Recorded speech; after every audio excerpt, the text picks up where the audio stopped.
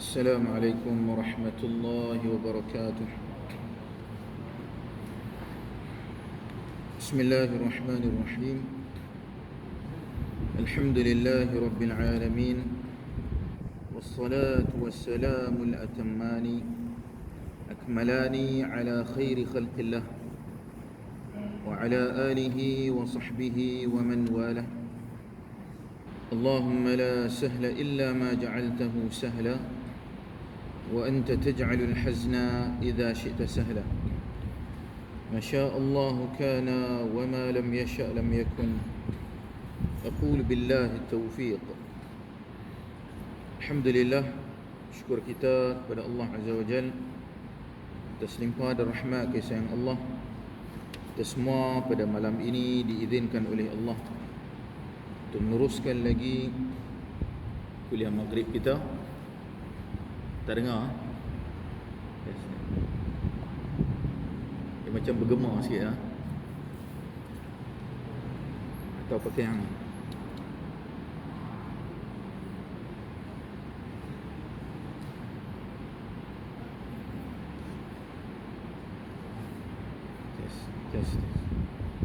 Test 1, 2, 3. Yang ni pun bergema juga.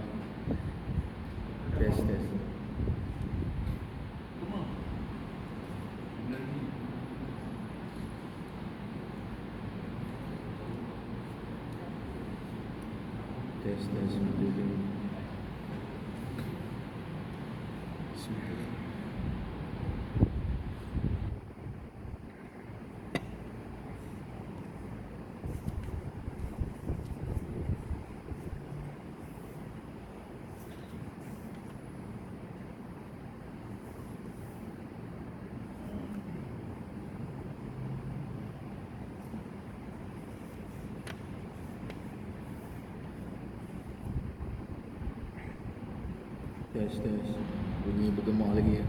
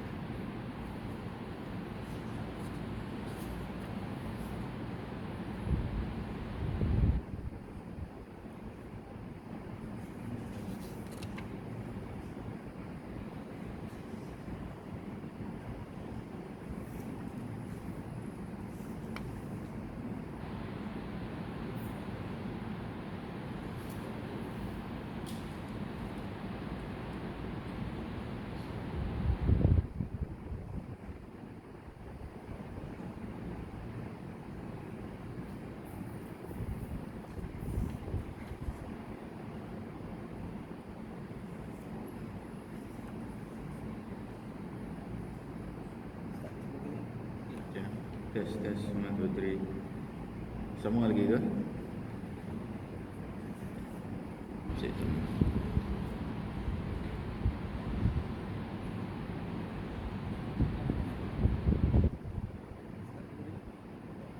Test 1, 2, 3. Bergema juga. Ada.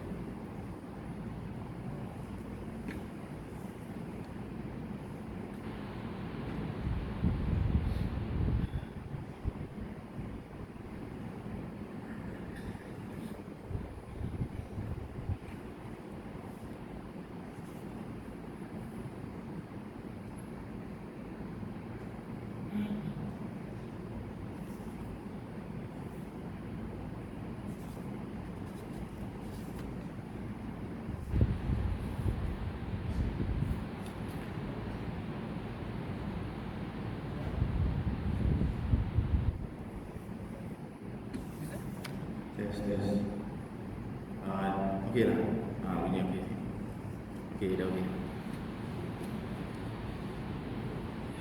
Baik. Bismillahirrahmanirrahim. Alhamdulillahi rabbil alamin. Wassalatu wassalamu al-atammani akmalani ala khairi khalqillah wa ala alihi wa sahbihi wa man walah. اللهم لا سهل إلا ما جعلته سهلا وأنت تجعل الحزن إذا شئت سهلا. ما شاء الله كان وما لم يشأ لم يكن أقول بالله التوفيق. Alhamdulillah, syukur kita kepada Allah Azza wa Jal atas limpah dan rahmat kasih sayang Allah.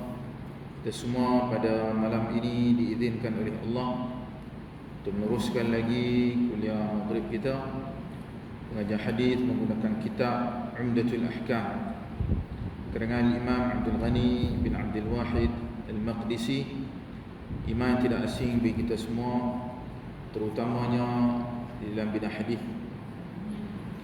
Baik, tuan-tuan yang dirahmati Allah sekalian dan puan-puan yang mengikuti live pada malam ni, alhamdulillah kita sangat bersyukur pada Allah kerana sekalipun kita berada dalam pandemik COVID-19 ini, namun kita masih diberikan kesihatan yang baik.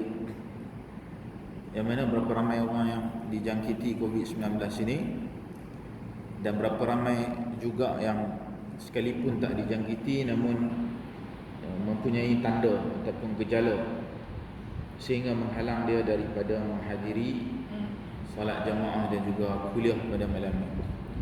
Jadi alhamdulillah kita selamat daripada kedua-duanya sekali. Dan juga kita sangat mensyukuri nikmat Allah apabila kita diberi kesempatan masa yang lapang pada malam ini setelah lama kita bercuti daripada salat jamaah dan juga kuliah dan aktiviti lain di surau. Bila lama bercuti, hendak kembali kepada norma yang asal ni agak sukar. Jadi kita harap doa supaya norma yang baru ini sementara waktu sahaja. Berapa ramai yang telah pun berasa selesa dengan norma yang baru ini, utamanya solat Jumaat, bersantai, berehat, bersenang-lenang di rumah ataupun di pejabat, kadang-kadang di kedai makan. Ia kita khawatiri menjadi satu yang normal, satu yang dah lali dalam masyarakat.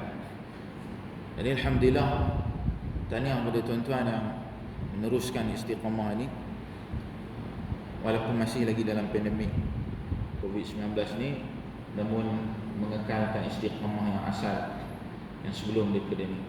Kita doa kepada Allah Azza wa Jalla, mudah-mudahan kita dikekalkan nikmat ini sampai akhir hayat kita insya-Allah.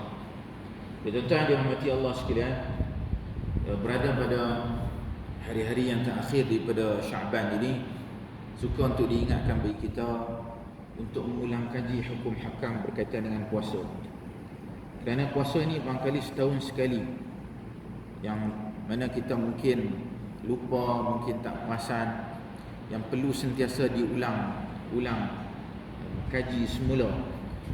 Antaranya apabila kita membaca hadis-hadis yang bercanggah, seolah-olah bercanggah, hakikatnya tidak pun, tetapi seolah-olah bercanggah antara dua.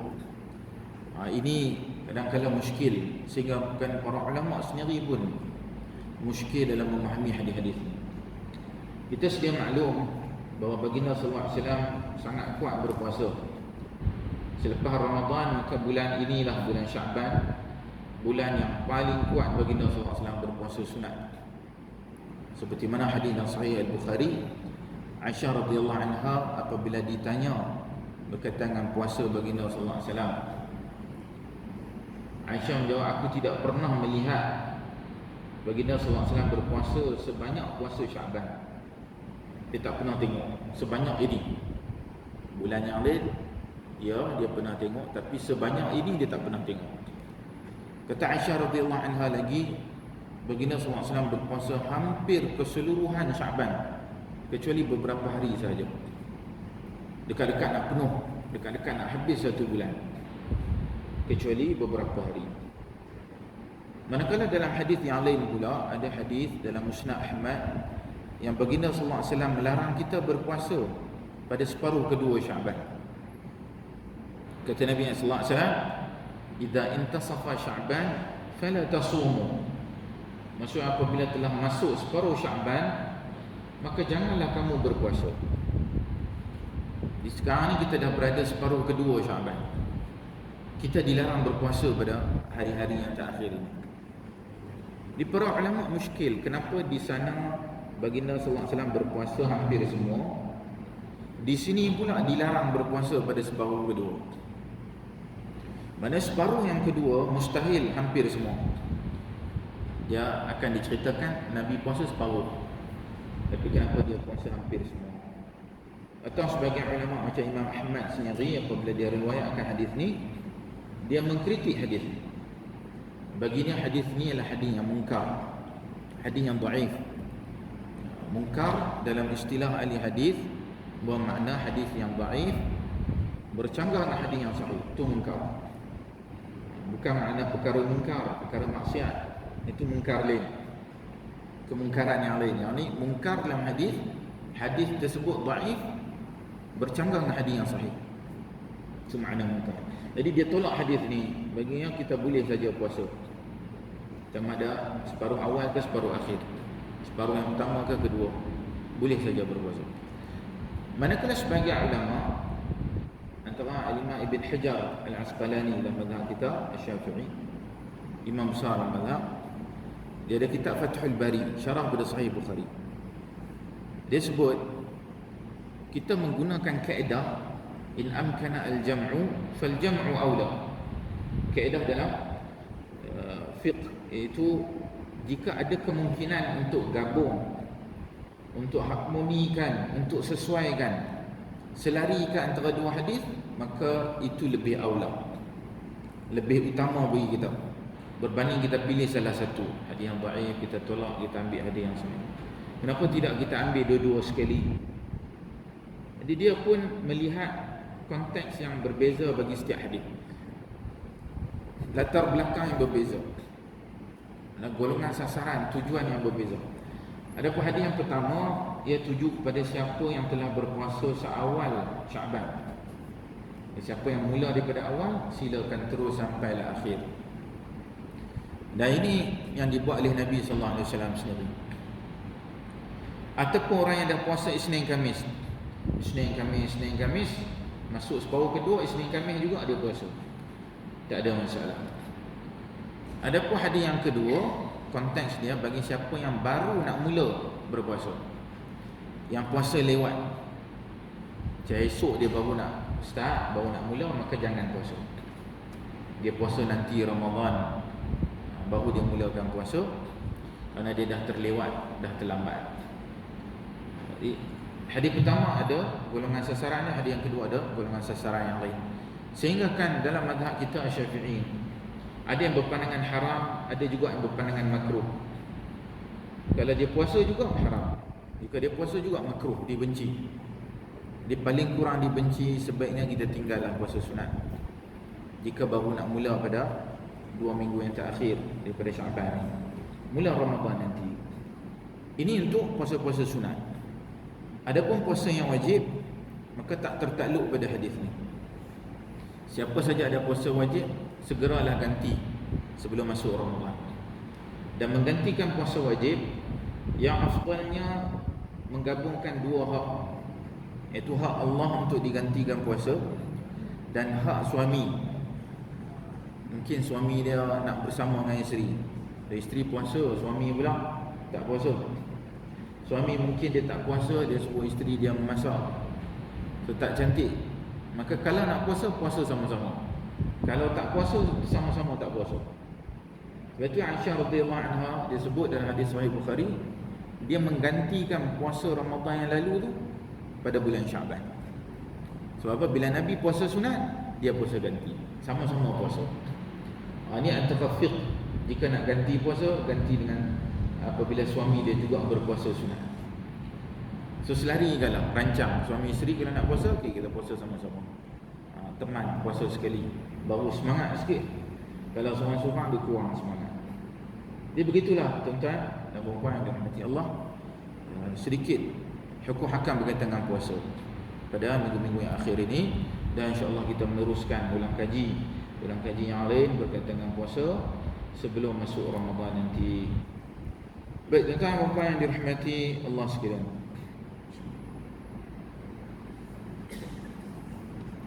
pada kuliah yang lalu kita berhenti hadis nombor 98 Hadis berkaitan dengan pergerakan ketika salat. Itu hadis menggendong ataupun mendukung kanak-kanak atau bayi ketika mana salat. So, kita berhenti hadis nombor 98. InsyaAllah ni kita nak masuk hadis nombor 99. So, hadis nombor 98 ni juga ketika PKP yang lalu kita buat inisiatif kuliah online menggunakan hadis yang sama supaya nak kekalkan momentum tu. Jadi kadang kita dah lama kita pun tak apa nak ingat kat mana kita berhenti, sampai mana.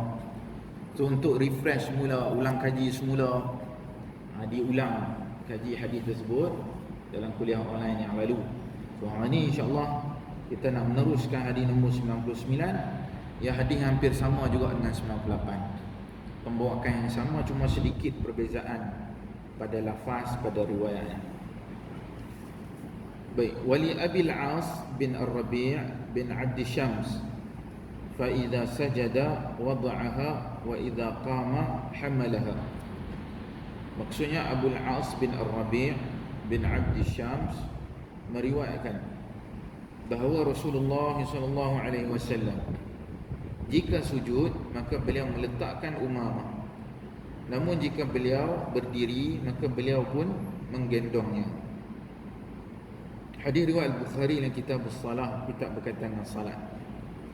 Bagi kita riwayat Al-Bukhari dikatakan sebagai hadis yang sahih, bahkan berada pada tingkatan yang sangat sahih, yang disepakati para ulama kitab yang paling sahih selepas daripada Al-Quran, iaitu Sahih Al-Bukhari. Baik, kita lihat pada matan ataupun teks hadis. Abu Al-As bin Ar-Rabi' bin Abd Syams ini adalah sahabat Nabi radhiyallahu an, merangkap menantu baginda sallallahu alaihi wasallam. Merangkap menantu baginda. Jadi Abu Al-As ni dia adalah sahabat dan dia juga adalah menantu. Dia berkahwin dengan Zainab binti Rasulullah sallallahu alaihi wasallam, anak Nabi sallallahu alaihi wasallam. Salah seorang nama Zainab. Zainab ni berkahwin dengan Abu Al-As. Dan kisah Abu Al-As dan juga Zainab ni adalah antara kisah yang sangat menyedihkan. Kisah yang sangat menyedihkan. Baginda sallallahu alaihi wasallam menangis dalam kisah mereka ni. Nabi sallallahu alaihi wasallam dia tidak diuji dengan anak dia. Anak dia, cucu dia tak diuji. Tetapi dia diuji dengan menantu dia. Salah seorang ujian Abu Al-As ni.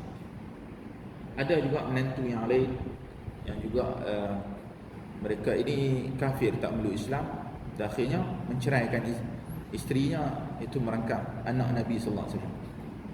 Jadi ada dua orang daripada menantunya yang kafir sampai akhir hayat. Abu Al-As ni kafir pada awalnya, kemudian meluk Islam. Yang dua lagi kafir sehingga akhir hayat, iaitu anak kepada Abu Lahab. Jadi mereka ini tak memeluk Islam sama dengan ayah dia sekali, dan dia menceraikan dua orang. Yang Abu Al-As ini dia dulu tak memeluk Islam, dia kafir. Isteri dia Zainab memeluk Islam, iaitu anak Nabi sallallahu alaihi wasallam. Itu zaman awal Islam. Isteri memeluk Islam, suami kafir. Jadi ada percanggahan lah, ada konflik antara dua. Sehinggalah bila Nabi sallallahu alaihi wasallam berhijrah ke Madinah, anak dia tak dapat ikut hijrah, iaitu Zainab. Sebab Zainab radhiyallahu anha dia ikut suami, tapi dia Muslim, memeluk Islam, Muslimah lah. Dia ikut suami, tertakluk pada suami, jadi dia tak boleh hijrah. Bila dia tak boleh hijrah, berlakunya peperangan Badar. Dalam peperangan Badar, menantu baginda sallallahu alaihi wasallam Abu Al-As ni masuk dalam peperangan Badar.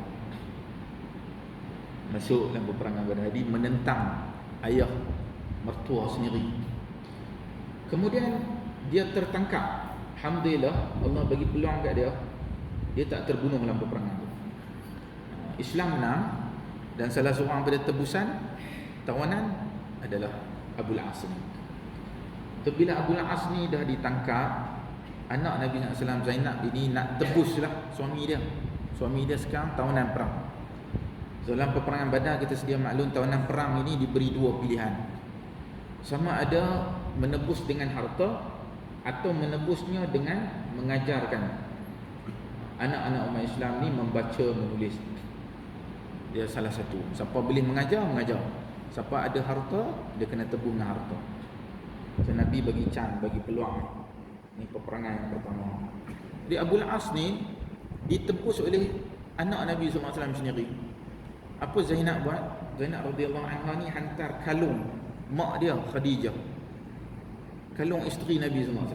Nabi tahu tu kalung Khadijah. Bila Khadijah dah wafat, dia warisi kalung tu.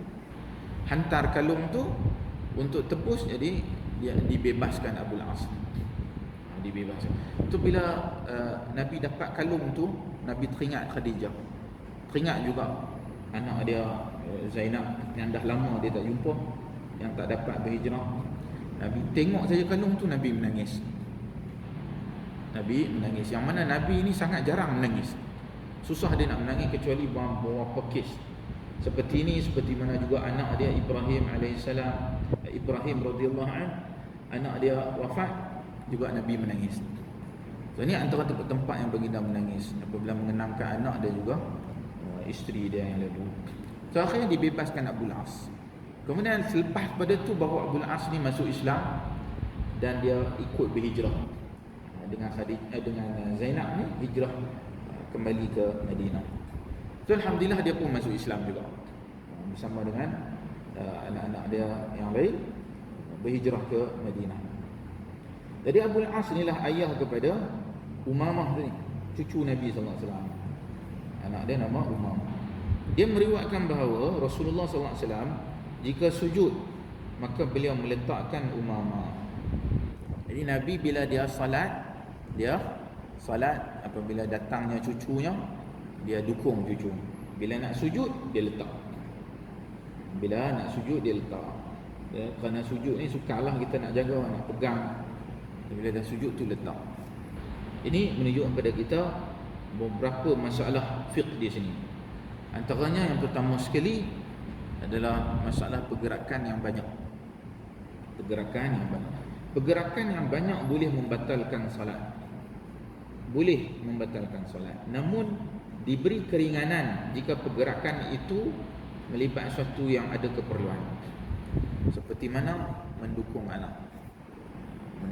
Seperti mana juga dalam hadis-hadis yang lain membuka pintu, memberi isyarat salam sekalipun. Ada sahabat lalu Nabi memberi isyarat salam dengan tangan. Pernah juga baginda SAW meleraikan antara dua sahabat yang sedang bergaduh. Nabi tengah solat boleh leraikan mereka, bagi isyarat, mereka pun berhenti bergaduh. Pun ada juga ada hadis-hadis yang diperintahkan kita untuk membunuh haiwan berbisa ketika mana sedang solat. Itu juga hadis-hadis yang lain yang diceritakan tentang pergerakan yang banyak jika ada keperluan. Namun jika tidak ada keperluan, maka ini boleh membatalkan salat. Bermain-main, sesuatu yang melalaikan, sesuatu yang tak ada keperluan. Jika pergerakan itu besar, maka boleh membatalkan salat. Adapun pergerakan yang boleh membawa pada hukum wajib, antaranya salat khauf ataupun solat dalam keadaan takut. Bila kita dalam keadaan takut seperti mana perang, ketika itu wajib bergerak. Dalam perang kita boleh solat dalam keadaan berjalan, dalam keadaan yang sangat banyak pergerakan. Mungkin tiba-tiba meniarap, menunduk, berlari, boleh. Bahkan ia wajib kerana menjaga nyawa diutamakan berbanding dengan pergerakan salat yang diberi keringanan tadi. Jadi salat dia masih lagi sah. Namun pergerakan itu untuk mempertahankan nyawa dia, maka itu satu kewajipan. Jadi para ulama meletakkan tingkatan. Boleh jadi ia wajib, boleh jadi ia satu yang wajib, boleh jadi ia satu yang sunnah. Seperti mana sekadar buka pintu tidaklah wajib. Dia boleh tunggu sekejap, solat mungkin 2 minit, 5 minit habis. Bukanlah satu kewajipan. Dia boleh jadi satu sunnah. Seperti mana bayi, kanak-kanak, melayani kanak-kanak bukanlah satu kewajipan, dia satu sunnah. Tetapi jika kanak-kanak tersebut mungkin nak jatuh tangga, ia kewajipan pada ketika itu. Dia tak boleh bila bertembung, kata yang penting aku kena khusyuk. Itu anak dia jatuh tangga, tergolek-golek. Sedangkan dia boleh bertindak, pegang, tangkap ke. Dia itu satu kewajipan. Maka melihat pada setiap kes itu berbeza, boleh jadi ia wajib, boleh jadi ia sunnah. Boleh jadi ia membatalkan juga solat seseorang itu. Jika tak ada sebarang keperluan dan pergerakan itu pergerakan yang besar. Baik, itu yang pertama sekali. Yang paling penting apabila kita membaca hadis ni, baginda meletakkan umamah apabila dia sujud. Yang kedua, barulah kita melihat hikmah di sebalik itu. Hikmahnya bahawa Islam ini adalah agama rahmat. Islam adalah agama rahmat. Yang mana rahmatnya baginda sallallahu alaihi wasallam kepada kanak-kanak yang kecil, yang bukan kebiasaan orang Arab pada ketika itu. Arab Badui terutamanya sangat kasar walaupun dengan anak-anak mereka, sehingga mereka merasa hairan bagaimana baginda sallallahu alaihi wasallam berinteraksi dengan kanak-kanak. So, rahmatnya baginda, walaupun kanak-kanak tersebut bukanlah sesuatu yang penting sangat, tetapi dia dilayani. Bukanlah yang memberikan satu pengaruh yang besar sangat, tetapi mereka juga dilayani. Baginda mendahului salam berbanding kanak-kanak. Sepatutnya kanak-kanak bagi salam dulu kat dia, tapi dia sendiri yang bagi salam terlebih dahulu walaupun dia Rasul. So, dia melayani kanak-kanak. Begitu juga baginda sallallahu alaihi wasallam apabila berhadapan dengan kanak-kanak, baginda sallallahu alaihi wasallam berlembut dengan mereka. Contohnya hadis-hadis yang kita telah lalu sebelum ni, yang mana kanak-kanak kencing di atas riba baginda sallallahu alaihi wasallam, yang mana sebahagian orang kadang tak apa suka. Budak-budak ni dia kencing, dia kotor, dia sepak, tapi baginda bersabar dengan kanak-kanak. Ini satu rahmat, satu contoh tauladan yang menunjukkan hikmahnya baginda sallallahu alaihi wasallam kepada kanak-kanak. So, kita pun begitulah, sehingga kan dalam bab salat pun mereka diraikan. Jadi kita hari ini kena meraihkan kanak-kanak dalam bab salat, namun janganlah sampai satu tahap yang mana kita terlalu memberikan kebebasan kepada kanak-kanak ni. Tujuan kita untuk mendidik mereka, melembutkan mereka kepada institusi seperti surau, masjid, ibadah salat, mendidik. Jadi maqasid dia, tuntutan dia di sebalik itu adalah pendidikan. Bukannya menjadikan surau ni seolah macam nursery. Kita tarawih yang akan datang kan, tarawih kali ni mungkin kanak-kanak tak dapat hadir. Dikatakanlah mungkin ada SOP baru, budak-budak pun boleh hadir. Jadi bila kita bawa untuk solat tarawih, maka kita kena mendidiknya. Ayah-ayah bawa, kalau nak buat kanak-kanak, letak tepi dia, pegang, jangan bagi dia lari sana sini. Sebahagian surau ke masjid kadang kita tengok ibu bapa solat, tapi kanak-kanak duk berlari ke belakang. Ini bukan tuntutan asal, bukan itu maksudnya. Bukan tempatnya surau ini. Kita tak tahu nak bubuh kat mana anak, bubuh kat surau. Surau bukan nursery untuk kita bubuh anak, untuk kita simpan, tak tahu nak simpan kat mana, simpan kat sini. Bukan itu tuntutan dia. Jadi kita bawa dia supaya mendidik dia. So, kena bertegas dengan dia, didik dia, pegang dia, jangan bagi dia lari sana sini. Kalau begitu ya, yang memenuhi tuntutan seperti mana baginda sallallahu alaihi wasallam dengan kanak-kanak, dengan cucu dia. Bukannya dia dilepaskan begitu saja. Di sebalik daripada mendukung, meletakkan, di sebalik itu apa? Mengawal kanak-kanak. Itulah maksud dia. Bukan kata Nabi datang masjid, Umamah ni cucu dia buh ke belakang, lepas tu dia solat ke depan. Jadi dia berlari sana sini, kacau orang ke apa. Dia pun tak apa nak selamat, mungkin jatuh tangga ke, hilang ke. So, apa tuntutan, maqasid di sebalik dukung, supaya mengawal dia. Bukannya dia diletakkan sana sini, dikawal oleh ayah dia, oleh datuk dia, nenek dia ke mak dia, dikawal. Itu tuntutan dia. Jika tak, dia boleh tinggal saja tanpa dia mendukungnya ketika solat. So di situlah relevannya kenapa didukung kanak-kanak ni ketika mana solat, kerana itu pendidikan bagi dia.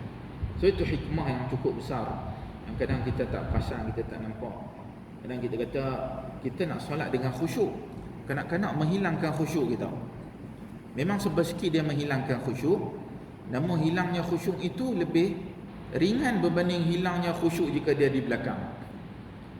Lagi hilang khusyuk. So yang mana yang lebih ringan? Jika dia berada bersama kita lebih ringan berbanding dia berada di belakang. Yang ada belakang kita pun risau apa jadi kat dia.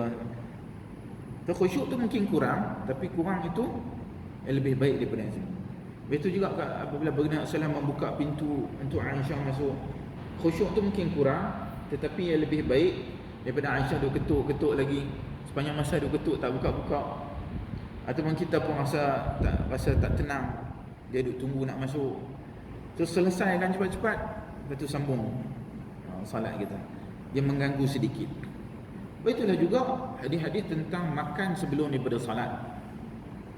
Jika makanan tu terhidang, dah terhidang, maka mana yang sunnah? Yang sunnah makan dulu. Kenapa? Kerana walaupun makan itu mengganggu sedikit salat, lebih baik daripada kita salat tetapi teringat pada makanan sepanjang salat. Yang ni dia ambil masa sikit saja, terlewat sikit sebab apa? Makan. Berbanding dengan makan daripada salat juga, tetapi teringat daripada awal salat sampai habis, berkaitan dengan makanan tadi. Jadi kita memilih di antara dua, yang mana yang lebih ringan. Dan kes ini yang lebih ringan adalah dengan menggendongnya ataupun mendukung. Namun jika beliau berdiri, maka beliau pun menggendongnya. Dia naik turun berbeza. Bila turun dia letak, bila naik dia akan dukung semula. Tapi itu kaedahnya. Bila kita berdiri kita dukung, bila kita turun kita letaknya di atas lantai. Wallahu a'lam. Cukup sekadar itu hadis nombor 99. Kita masuk hadis yang ke-100, hadis yang terakhir dalam bab ni. An Anas bin Malik radhiyallahu anhu, عن النبي صلى الله عليه وسلم قال: اعتدلوا في السجود ولا يبسط أحدكم ذراعيه انبساط الكلب. Maksudnya Anas bin Malik radhiyallahu an meriwayatkan dari Nabi sallallahu alaihi wasallam, beliau bersabda, lakukanlah sujud dengan sedang-sedang saja, dan janganlah salah seorang di antara kalian membentangkan kedua lengannya di lantai seperti anjing membentangkan kedua kaki depannya. Hadis riwayat Al-Bukhari dalam kitab Al-Adhan, ada bagi kita riwayat Al-Bukhari dikatakan sebagai hadis yang sahih, bahkan pada tingkatan yang sangat sahih, iaitu sahih Al-Bukhari. Baik, lihat pada matan ataupun teks hadis.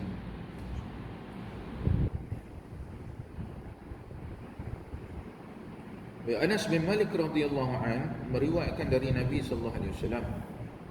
Anas sahabat Nabi yang masyhur, kita telah lalu berulang kali antara sahabat yang terbanyak meriwayatkan hadis. Merangkap khadam baginda sallallahu alaihi wasallam, pembantu baginda. Meriwayatkan dari Nabi sallallahu alaihi wasallam, beliau bersabda, lakukanlah sujud dengan sedang-sedang saja. I'tadilu maknanya dengan adil, dengan sederhana, dengan tepat pada tempatnya, sesuai pada keadaannya. Tu i'tadilu. So keadilan ini kembali kepada nas. Bagaimana baginda sallallahu alaihi wasallam ajar, bagaimana baginda tunjuk cara dia sujud, maka itulah sujud yang sederhana, yang sesuai, yang kena pada tempatnya. Dia kata sujudlah dengan sedang-sedang saja. Baik, apa yang makna sedang-sedang saja ataupun i'tidal ini? Itu maksudnya tengah-tengah antara menempelkan lengan di atas tanah dan menempelkannya dengan perut. Tuhfatul Ahwadhi, inilah kitab syarah pada Sunan Tirmizi. Tuhfatul Ahwadhi syarh Sunan Tirmizi. Hadis ni ada juga dalam riwayat Tirmizi. Jadi disyarahkan dengan makna i'tadilu itu apa? I'tidal ni apa? Atau kita terjemah sedang-sedang, pertengahan, sederhana. Sederhana ni apa? Itu antara lengan di atas tanah dan menempelkannya dengan perut. So dia taklah sampai rapat dengan tanah, taklah juga sampai kembang sangat, jauh sangat daripada perut. So dia dekat-dekat dengan perut, dekat-dekat dengan tanah. Dia khawatiri bila kita tengok larangan menyerupai anjing. Anjing ni memang dia akan menempel pada tanah. Dia memang bentang tu atas tanah. So kita tak mau bentang atas tanah, kita pun angkat tinggi. Tinggi tu jangan tinggi sangat, jangan sampai sigung orang sebelah. Jangan kembang sangat. Kalau sekarang sebab ada jarak bolehlah kembang. Kalau rapat kembang, kawan sebelah kena siku. Jangan kembang, jangan tinggi sangat, tengah-tengah antara perut dan juga tanah. Kerana larangan menyerupai anjing. Kita sedia maklum anjing macam mana bila dia duduk, bila dia menyerap je orang, macam itulah anjing. Janganlah menyerupai anjing. Tangan tu jangan malas, jangan sampai malas menyerupai anjing. Allah A'lam. Sekadar itu kuliah kita pada malam ni.